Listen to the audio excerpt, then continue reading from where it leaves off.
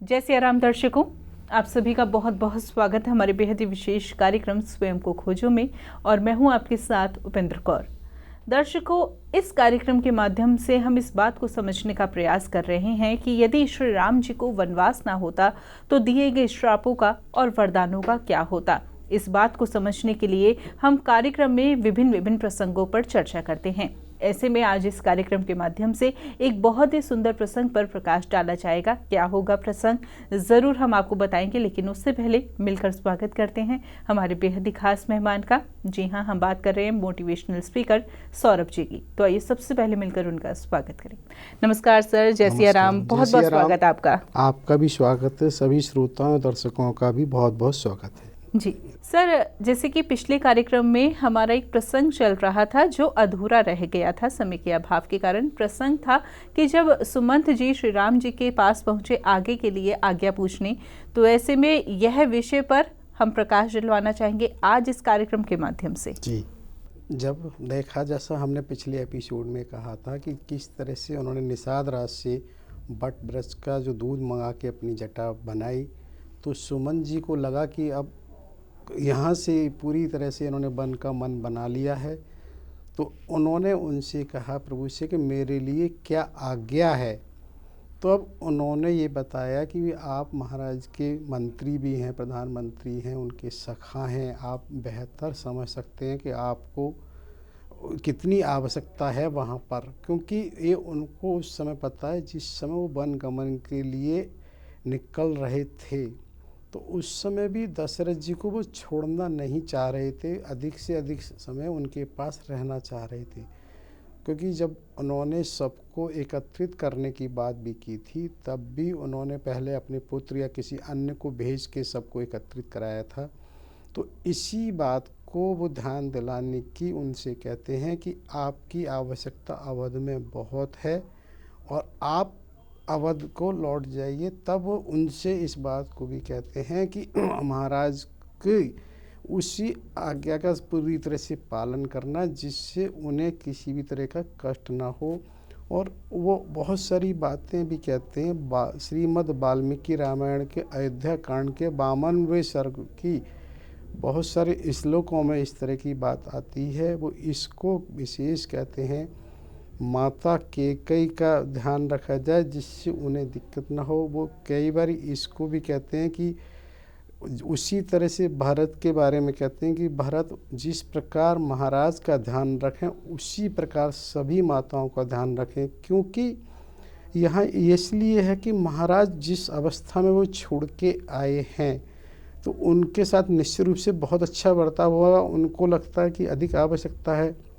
दूसरा, क्योंकि महाराज भी हैं, पिता भी हैं और वो तो एक ही हैं, जबकि माताएं वहाँ अनेक हैं। तो इसलिए पहले उन्होंने वहाँ पर ये कहा कि जो बर्ताव महाराज के साथ हो सभी माताओं के साथ होना चाहिए। उसी में फिर वो बाद में ये भी कहते हैं कि जो बर्ताव माता कैकेयी के साथ हो वही बर्ताव अन्य माताओं के साथ कौशल्या और सुमित्रा के साथ होना चाहिए। क्योंकि यहाँ उन्होंने ये नहीं कहा है माता कौशल्या वाला बर्ताव उनके साथ कैकेयी के साथ, क्योंकि उनका आशय ये है कि भाई कैकेयी को ज़्यादा दिक्कत है तो कैकेयी माता को वो बर्ताव किया जाना चाहिए। वही जब बर्ताव अच्छा होगा वही अच्छा बर्ताव तो उन अन्य माताओं के साथ होगा। तो बजाय ये कहें कि उनको पहले प्रधानता दिए, तो ये बताने का आशय सिर्फ ये है कि उनको बराबर वहाँ का अभी भी चिंतन ये रहता है कि वहाँ किसको कैसा कष्ट हो रहा होगा। तो कैकेयी माता के लिए वो वहाँ ये कहते हैं। इधर सुमंत जी जब अगर स्मरण हो तो हमने जब वनगमन चले थे तो कुछ एक पोटली जिसमें कुछ अस्त्र थे, कुछ वस्त्र थे, उनको साथ लेके आए थे। तो उनके बारे में वो कहते हैं कि इसकी मेरे लिए क्या है। तो वो कहते हैं कि वन में हमारे लिए सुगम नहीं होगा इनको ले जाना, इनको रखना, इनको वो करना, तो लिहाजा आप इनको वापस ले जाएं। क्योंकि वो वहाँ पर जिस स्थिति को भी कर रहे हैं ना बड़े सहज तरीके से, जिससे किसी को मानसिक कष्ट ना हो। उसी में वहाँ ये भी आता है कि जो माता सीता हैं वो भी कुछ अपने वचन कहती हैं, लक्ष्मण जी भी कुछ कहते हैं, वो उनको अपनी अपनी बात रखते हैं। और इधर क्या होता है, जब उन्हें विदा कर रहे होते हैं तो यहाँ पर कहीं कहीं, क्योंकि बताया कि बड़े अलग अलग कल्प की अलग अलग कथा हैं, कहीं तो ये होता है वो यहीं से चले जाते हैं, कहीं ये होता है कि निषाद राज वापस लौट के आते हैं तब वो भेजते हैं। क्योंकि होता ये है कि जब वो उस तरफ होते हुए गंगा के एक तरफ, तब वो वहाँ पर ये प्रसंग आता है ना कि निषाद राज ने उनको केवट से कोई नाव की बात आती है। जब वहाँ ये बात आती है, मांगी नाव न केवट आना, क्योंकि यहाँ एक बड़ा अजीब सी बात है, मांगी नाव न केवट आना, क्योंकि पता नहीं भगवान ने कहाँ ये मांगी शब्द का ये उपयोग हुआ है कि मांगी तो कहाँ देखिए। और उसके बाद भी केवट मना कर रहा है, क्योंकि क्या कहता है, तुम्हारा मरम मैं जाना। तो उसने कहा मैं तुम्हारा मरम जानता हूँ, तुम्हारा। अब इस मरम के लिए बहुत सारी चीज़ें हैं, कहते हैं कि उन मरम तो बहुत दूर होती है कि जिनकी छवि भी नहीं आ पाती ध्यान में, स्वप्न में, उनके मरम को जानना कितना वो है। लेकिन ऐसा उन्होंने केवट ने कहा है। तो यहाँ ये बात आती है कि केवट जैसा ही बताया ना कि जो भी व्यक्ति है उसका कहीं ना कहीं पुराना जन्म और पहले ज़रूर जुड़ा हुआ है। तो कभी बताते हैं कि ये बैकुंठ की घटना इस तरह से जुड़ी हुई होती है कि भगवान क्षीर सागर में जब निवास कर रहे होते हैं तो वहाँ पर जो कछुए के रूप है, कछुआ वहाँ आता है और वो प्रयास ये करते हैं कि भगवान के अंगूठा या चरण का स्पर्श हो जाए मेरी जीभ से तो मेरा कल्याण हो जाए। तो उस तरह की बात में ये आता है कि कभी माता लक्ष्मी ने उनको एक तरह से भगा दिया, कभी जो शेषनाग हैं उन्होंने फुंकार कर दिया। तो अनेक प्रयास उसके रहे पर वो नहीं हुआ। लेकिन ऐसा कहा जाता है कि उसका चिंतन बराबर बना रहा और उस चिंतन की वजह से उसकी वो दिव्य दृष्टि रही जिसको वो सब स्मरण था। और वो इतने लंबे समय रहा कि जिसमें कहते हैं सृष्टि की रचना हो गई। सृष्टि रचना में सतयुग बीत गया, त्रेता युग में भी इतना समय बीत गया है। तब वो केवट यहाँ आता है तो उसकी इच्छा पूरी होने की बात रहती है। तो यहाँ मरम का ये जो आशय है उसका ये कि मैं जानता हूँ तुम हो कौन। ऐसा नहीं केवल हमें लग रहा कि जो वनगमन करने वाला पथिक है हम उसे वनगमन जान लें। तो वो उनके बारे में इतनी उसको जानता है कि ये जो यहाँ आए हैं ये साधारण पथिक नहीं है जी। ये पार ब्रह्मेश हैं। तो इसलिए उन्होंने वहाँ मरम शब्द का उपयोग किया है, क्योंकि आप देखिए उस रहस्य को जानना इतना है नहीं, भगवान को आज तक कौन जा पाया, क्योंकि इसमें ये कहा जाता है कि वो तो जितना इंद्रियातीत हैं, जो कुछ हम जान सकते हैं वो इंद्रियों से जानते हैं। हम आँखों से देखते हैं, कानों से सुनते हैं, नाक से गंध लेते हैं, और वो इन सबसे परे है।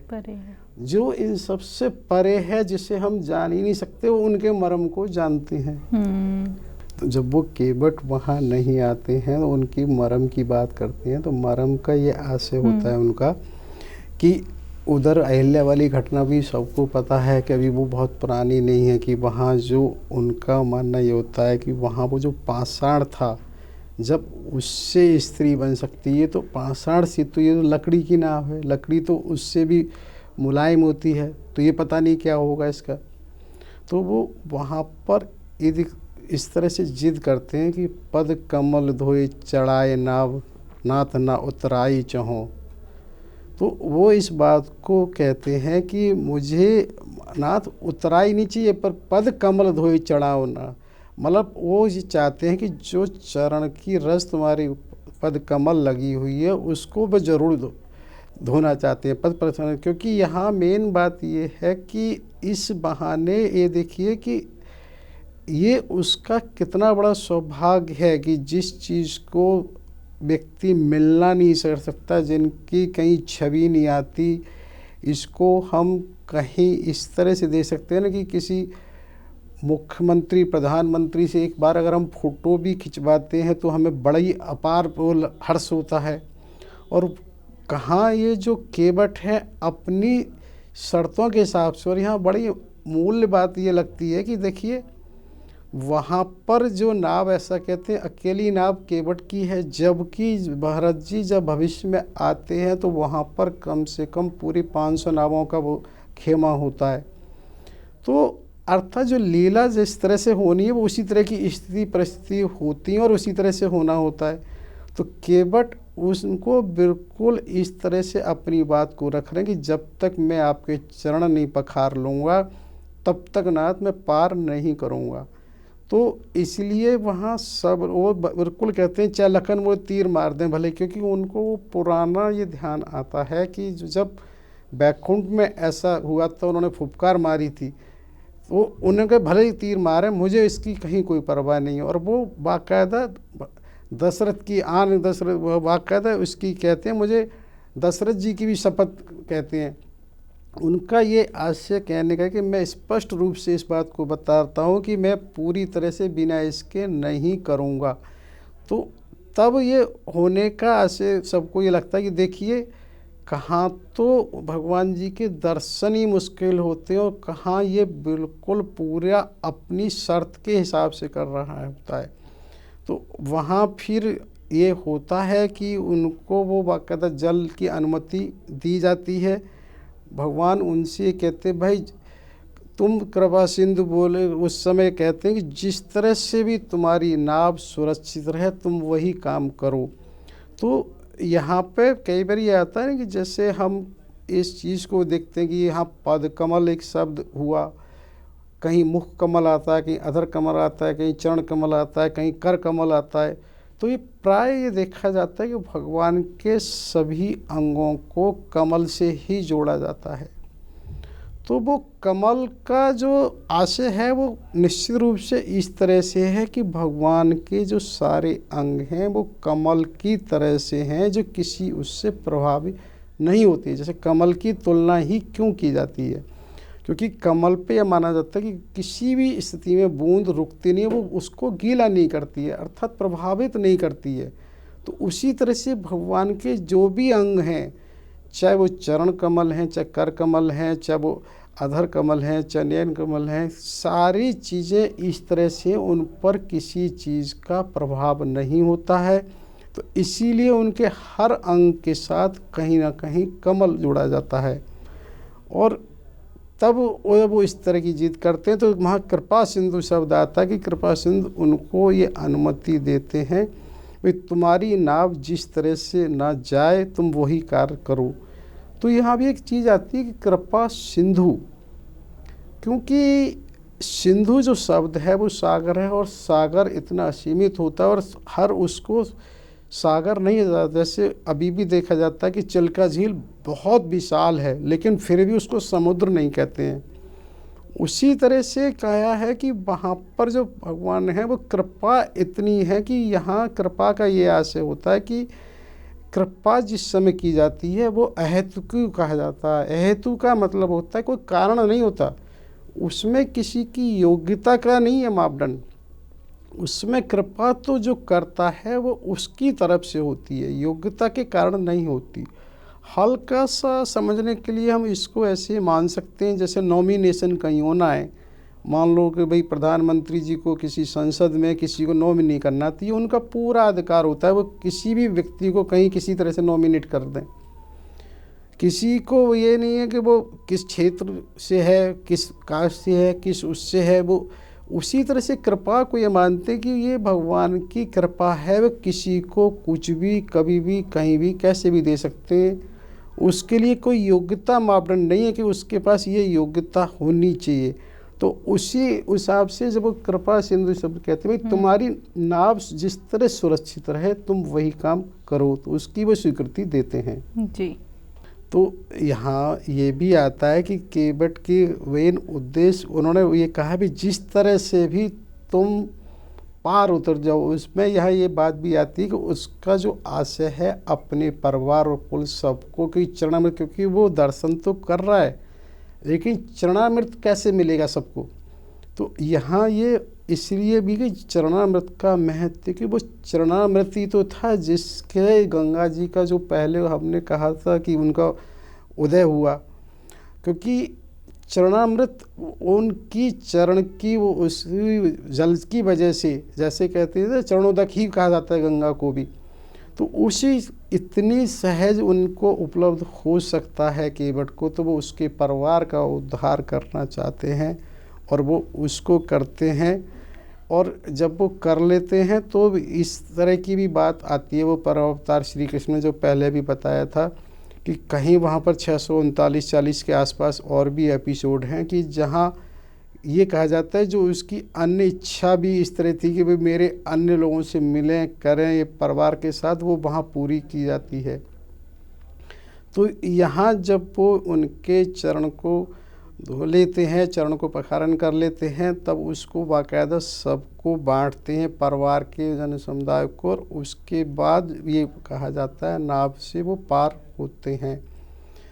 जब नाव से वहाँ उतर रहे होते हैं तब सामने सुमंत्र जी वहाँ तक देख रहे होते हैं और उनकी आँखें बिल्कुल इस तरह से पथरा गई हैं क्योंकि उन्होंने उतरते हुए देखा है।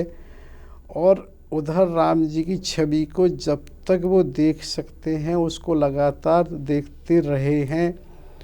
ऐसा भी यहाँ पर आता है कि अब जैसे निषाद हैं तो निषाद के बारे में भी आता है कि वो वहाँ तक तो गए ही हैं साथ, ये प्रयागराज तक। वैसे तो ऐसा भी आता है कि प्रयागराज के बाद वो उनसे भगवान जी के साथ ना होके वैसे गए हैं अलग से, एक तरह से नहीं कहना चाहिए, बिना उनकी स्वीकृति के गए हैं, तो छिप के नहीं कहना चाहिए, अलग से गए हैं, चित्रकूट तक गए।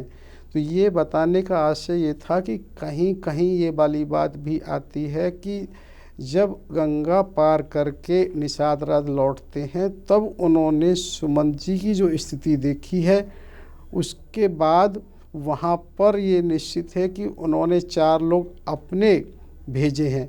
तो ये तो निश्चित है कि सुमंत जी की स्थिति जो बहुत ही विचित्र हो जाती है, अब वो चाहे वो कभी भी गए हों, ये निश्चित रहा है सभी जगह कि निषाद राज के द्वारा 4 व्यक्ति उनके साथ भेजे गए हैं, क्योंकि उनकी सुध-बुध इतनी विचित्र हो जाती है। और साथ में ये भी कहा जाता है कि जो उनके साथ साथ केवल उनका नहीं, उनके अश्व भी, क्योंकि ये चीज़ बिल्कुल सुनिश्चित है कि जिसमें जीवन है उसमें जीवन के भी गुण रहते हैं।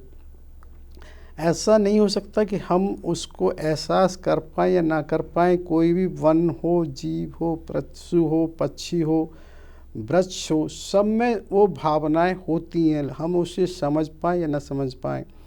तो भगवान की उपस्थिति का एहसास ऐसा हो ही नहीं सकता कि उनको ना हुआ, तो वो उससे उनके भी अश्रु हो रहे होते हैं। तो ऐसा कहा जाता है कि 4 वो उस निषाद जी अपने, उनको कहना चाहिए सेवकों को, उनके साथ भेजते हैं। और ऐसा कहा जाता है कि अश्व भी इतनी आसानी से चलने को राजी नहीं होते, तो वो सुमंत जी को बिठा के और अश्व को धीरे धीरे बड़े प्रयास करके ले जाने की कोशिश करते हैं।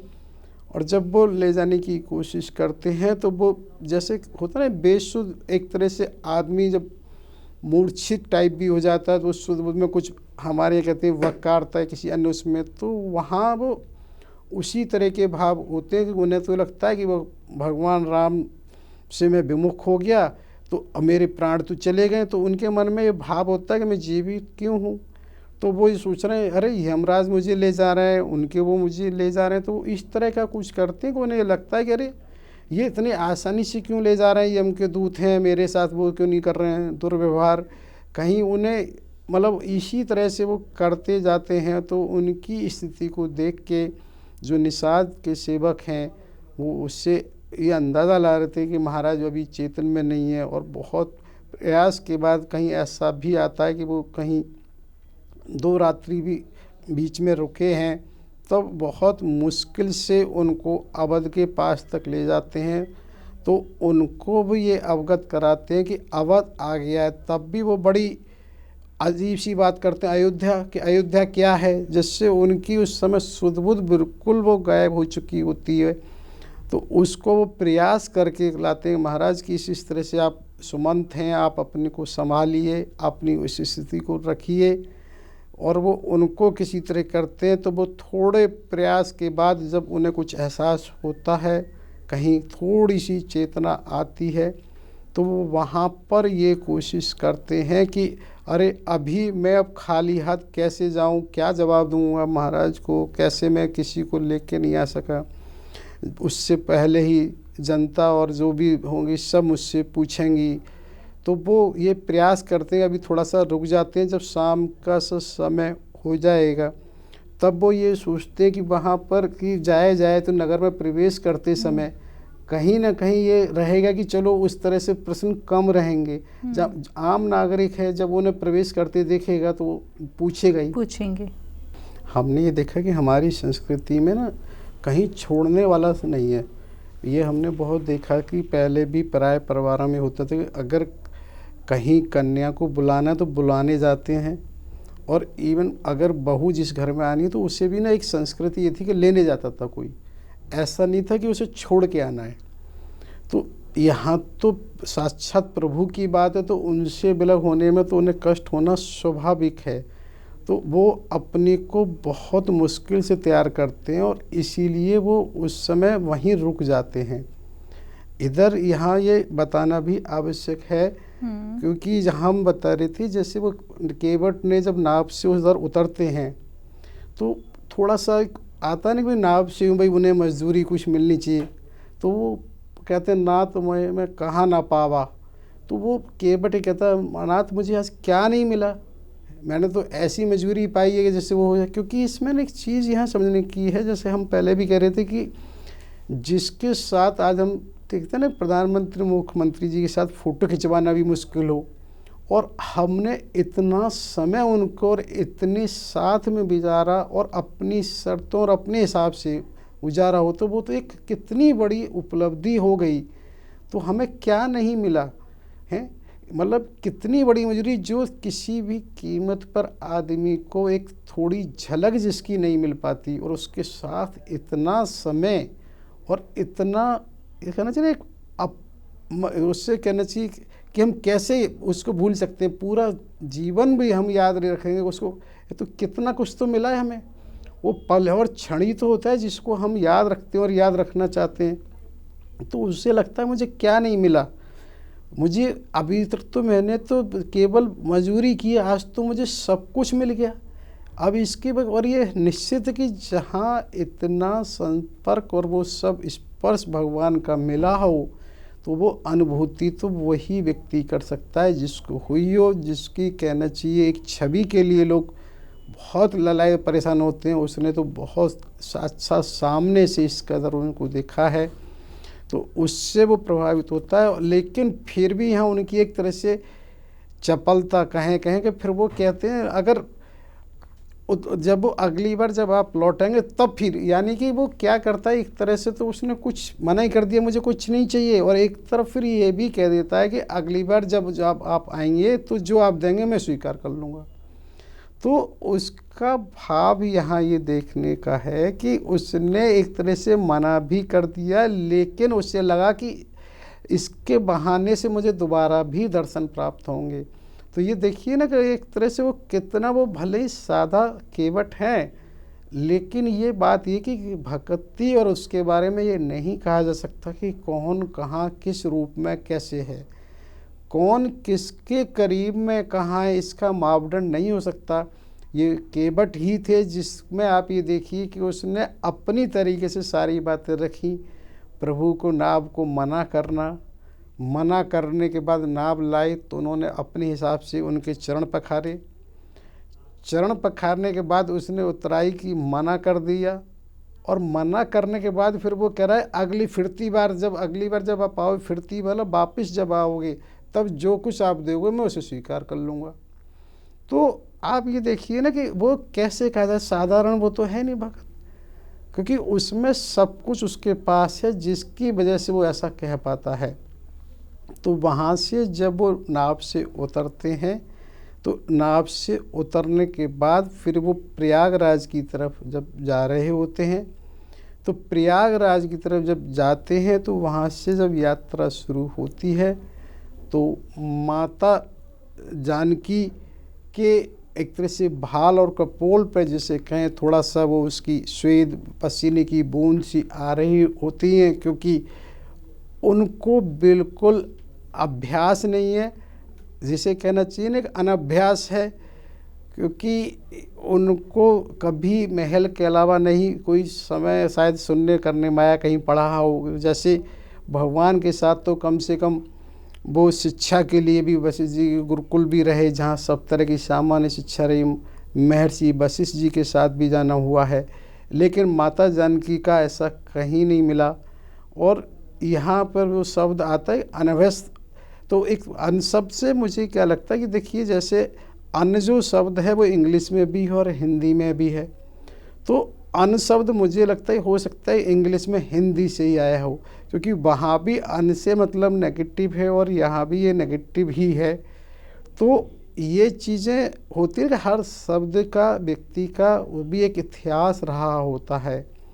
तो ये चीज़ यहाँ ये बताने की थी कि जब माता जानकी जी उस समय वहाँ जा रही होती हैं तो उनको जब स्थिति देखी जाती है तो वो क्या करती हैं न किसी बहाने से भगवान से इस तरह से पूछती हैं कि ये वृक्ष जैसे नया सा लगा, तो उन्हें लगा किसी न किसी बहाने थोड़ा सा विश्राम हो जाएगा। तो वो इस बात को भगवान राम भी समझ रहे होते हैं, वो भी उसको इसी तरह से बताते हैं कि चलो इस तरह से इनका श्रम वो हो जाए कि कम थकान विश्राम टाइप का उन्हें मिल जाए। और उसी में समय क्योंकि क्या होता है कि ये राजकुमार हैं, इनको चलना और इनका अपनी चाल, और माता जानकी जी भी साथ में जैसा बताया कि उनको आदत नहीं है। और इधर जो निषाद राज हैं, क्योंकि वो रहते ही वन क्षेत्र में हैं तो उनकी चाल अलग होती है, तो वो थोड़ा सा इतना धीरे चलने में सहज नहीं हो पाते हैं। तो क्यों नहीं हो पाते? क्योंकि आप ये देखिए ना, जो भी आज भी हम पहाड़ों वगैरह पे जाते हैं तो वहाँ जो व्यक्ति वहाँ के स्थानीय होते हैं वो उसके अभ्यस्त होते हैं। तो उसी तरह से निषाद राज की जो होती है, तो वहाँ पर भगवान राम जी उनसे इस तरह से कहते हैं कि भाई तुम एक काम करो, आगे मार्ग को और देख लो कि कहाँ कैसे है। तो वो उनको कहते हैं आगे मार्ग को निर्धारण कर लो कि किस तरह से कैसे जाना है। बिल्कुल, आज इस कार्यक्रम के माध्यम से बहुत ही सुंदर प्रसंग पर आपने प्रकाश डाला। बहुत ही सुंदर प्रसंग पर प्रकाश जब आपने डाला तो बहुत ही सुंदर हमें अनुभूति हुई, बहुत ही अच्छा लगा इन सभी प्रसंगों को जानकर, इन सभी बातों को जानकर। ऐसे में समय का अभाव है, नहीं तो बिल्कुल मन नहीं कर रहा कि कार्यक्रम को यहाँ पर विराम दिया जाए। ऐसे में कार्यक्रम की अगली श्रृंखला में किसी अन्य प्रसंग के जरिए आपसे जुड़ेंगे। तब तक के लिए आपने अपना कीमती समय दिया, उसके लिए बहुत बहुत धन्यवाद। बहुत बहुत धन्यवाद। सभी श्रोताओं और दर्शकों को, समयदानियों को बहुत बहुत सादर नमन, आभार। होने वाली गलतियों के लिए क्षमा याचना चाहता हूँ। जय श्री राम। जय श्री राम।